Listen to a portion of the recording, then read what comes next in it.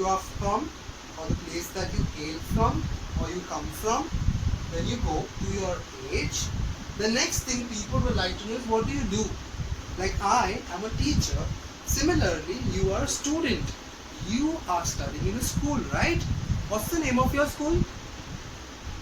Is it Believers Church, Vijayagiri Public School? Yes, then you have to mention it, okay?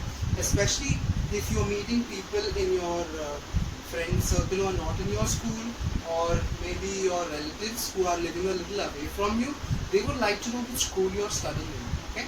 So along with school, you'll also have to tell them which grade you are in, or which standard you are studying in, okay? So we're going to start that now. I'm going to use I'm, which is I plus am. Okay. Together it's said I'm. Can you say it after me? I'm. Look at my mouth. I'm. Okay. So I'm studying in the dash grade.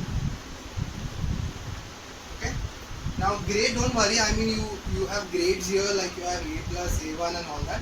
But here we are not talking about those grades, we are talking about your grade. If you are in for the first grade, second grade, third grade, fourth grade, it means which standard you are in, okay? I am studying in the, say for example, if you are in the first standard, you will write it as first grade, okay? Or if you want, you can just talk about grade and you can write I'm studying in the first standard to make it more simple for you to understand. I'm studying in the first standard at BCBES, which is Believers Church, Vijayagiri Public School. Okay. Now, after you give them this information, the next thing that you could tell them about is a little bit about your family. Okay. For that, you have to know what does your father do, what does your mother do, and you will also need to know if you have a brother or sister, which standard they are studying in, okay? For example, I asked children from the first standard, what does your father do? Or what is his occupation? Or what is his profession? But children sometimes, in the first and second standard, don't know exactly what their parents do, okay? Most of the kids, their mothers are homemakers, but their dads are the ones who are working, okay?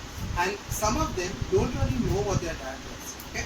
But as you are all at home now, maybe most of you are at home right now because of the lockdown, you can ask your parents, especially your dad, what does he do? Okay?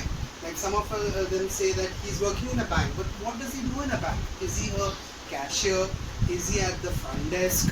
Or is he the bank manager? Okay? So you have to ask him what exactly does he do? Got it? So the next thing that you can say is you first give a small introduction about your family. For example, I live with my small happy family. You can start off like this and then you can say my dad is a or an. Okay, now a or an.